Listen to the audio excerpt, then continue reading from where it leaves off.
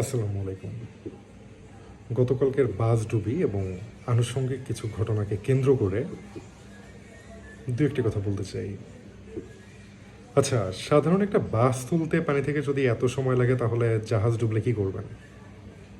ওকে, স্বাধীনতার 54 বছরে কি বানিয়েছেন আপনারা? 20 তলা বিল্ডিং বানান, কিন্তু সেখানে আগুন লাগলে নেভানোর মতো কোনো সরঞ্জাম নাই।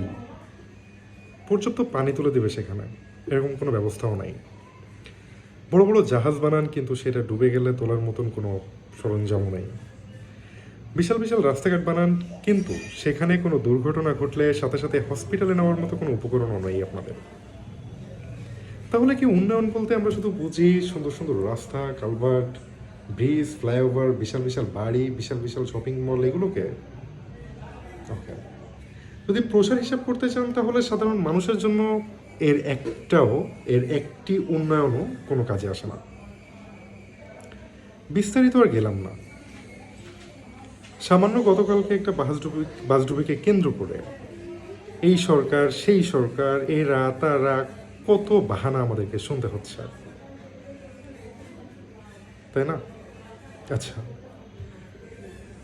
বিস্তারিত বেশি একটা গেলাম না, শুধু এতটুকু বলে, যদি রাস্তা তৈরি করেন সেখানে সাধারণ মানুষ যদি কোনো মালামাল নিয়ে ঢোকে তাহলে আমাদেরকে চাঁদা দিতে হয়।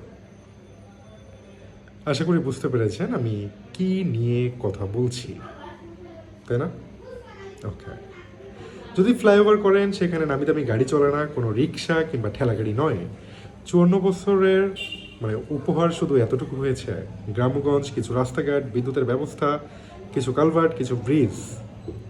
আর শহরেও তার ব্যতিক্রম নয়, কিন্তু যেটা মুখ্য ছিল তার একটাও হয়নি। যেমন সামরিক শক্তি, কোনো ভয়াবহ দুর্ঘটনা থেকে নিজেদের উন্নতি, প্রত্যেকটা মানুষের নিজেদের জীবনের নিরাপত্তা, এমনকি প্রত্যেকটা মানুষের যে 4টি মৌলিক চাহিদা: খাদ্য, বস্ত্র, বাসস্থান, শিক্ষা, চিকিৎসা, কোনোটি পরিপূর্ণ হয়। ওকে, আমি আরেকটি কথা বলি। এই যে সিন্ডিকেটের একটা কালো ছায়া আমাদেরকে আবদ্ধ করে রেখেছে, এইগুলো থেকে আমরা কবে মুক্তি পাব?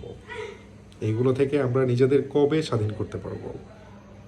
আমি জানি না বাংলাদেশের মানুষ কবে এইগুলো নিয়ে ভাববে। ধন্যবাদ।